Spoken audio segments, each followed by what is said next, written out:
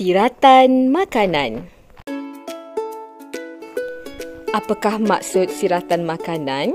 Siratan makanan ialah gabungan beberapa rantai makanan.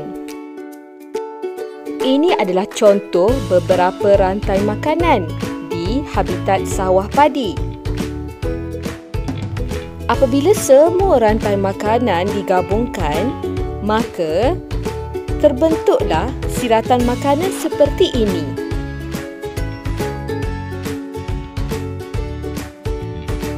Sekarang kita akan lihat contoh-contoh siratan makanan di habitat yang lain. Siratan makanan yang pertama,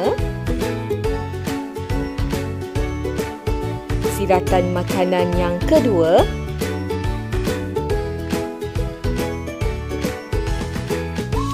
siratan makanan yang ketiga.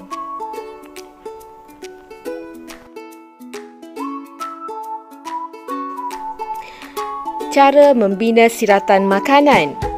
Pertama, letak nombor. Kedua, susun ikut nombor. Dan ketiga, lukis anak panah. Mula-mula, kita akan menggunakan pensel warna untuk meletakkan nombor pada kedudukan hidupan dalam rantai makanan. Nombor 1 diletakkan pada hidupan yang pertama dalam rantai makanan, iaitu padi. Seterusnya, nombor 2 diletakkan kepada haiwan yang berada di kedudukan kedua. Kita lihat, tikus dan burung pipit berada di kedudukan kedua.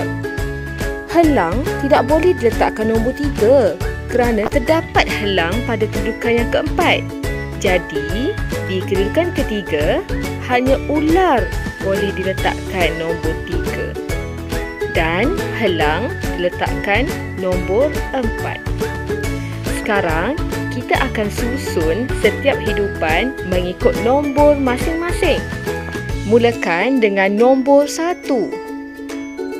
Nombor 1, letak nombor dan padi berada pada kedudukan nombor 1. Seterusnya, kita akan letak haiwan yang berada di kedudukan kedua, iaitu burung pipit dan juga tikus.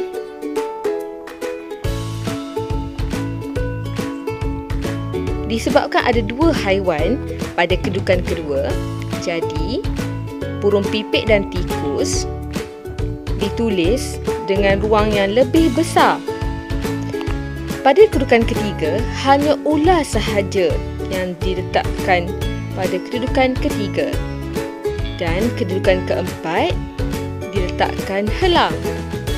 Sekarang kita akan melukis anak panah yang bermaksud dimakan oleh.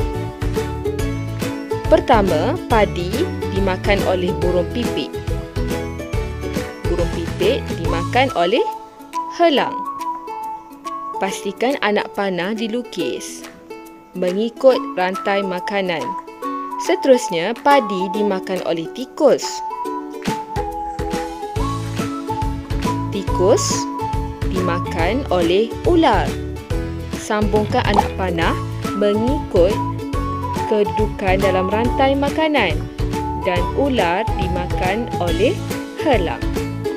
Seterusnya, rantai makanan ketiga, padi dimakan oleh tikus dan tikus dimakan oleh helang.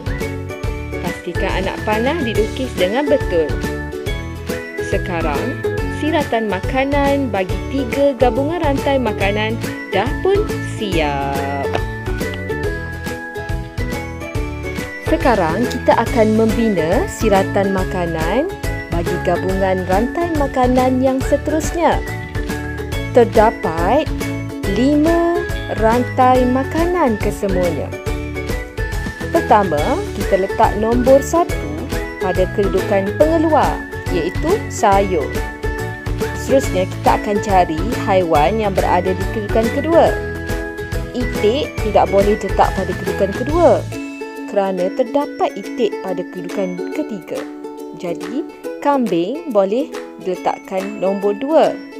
Ayam juga tidak boleh letak nombor 2 kerana ada ayam di kedudukan ketiga.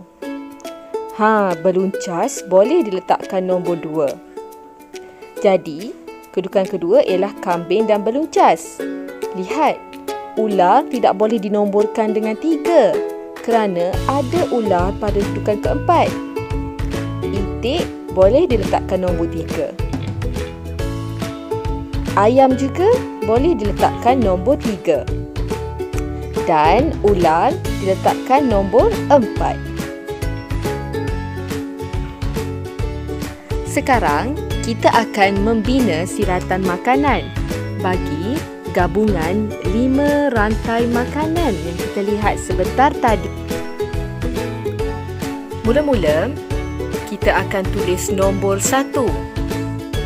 Jadi, pada kedudukan yang nombor 1, mesti dimulakan dengan pengeluar, iaitu sayur.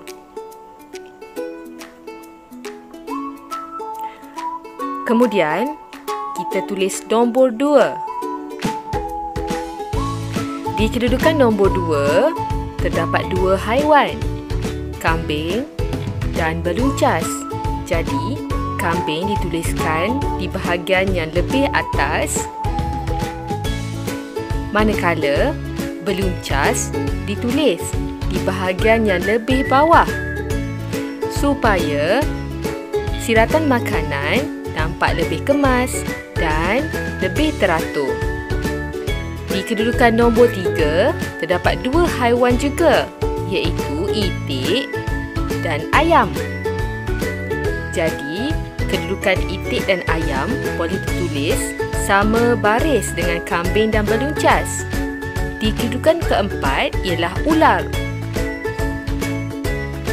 Sekarang, kita akan melukis anak panah, melambangkan simbol dimakan oleh.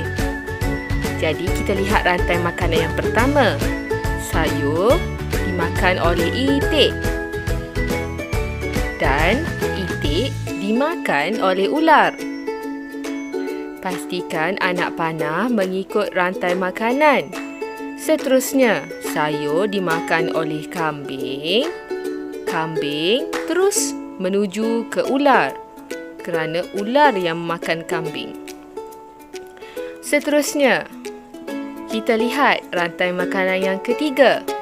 Sayur dimakan oleh ayam. Jadi anak panah menuju ke arah ayam.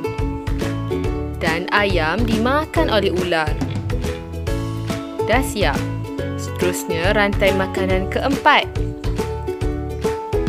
Sayur dimakan oleh beluncas. Gariskan menuju ke beluncas. Kemudian beluncas dimakan oleh itik. Beluncas, anak panah menuju ke arah itik. Dan itik dimakan oleh ular. Anak panah sudah ada. Jadi, seterusnya, rantai makanan yang kelima, sayur dimakan oleh beluncas, sudah ada anak panah. Kemudian, beluncas dimakan oleh ayam. Dan ayam dimakan oleh ular, sudah ada anak panah. Kini, siratan makanan dah pun siap. Senang kan?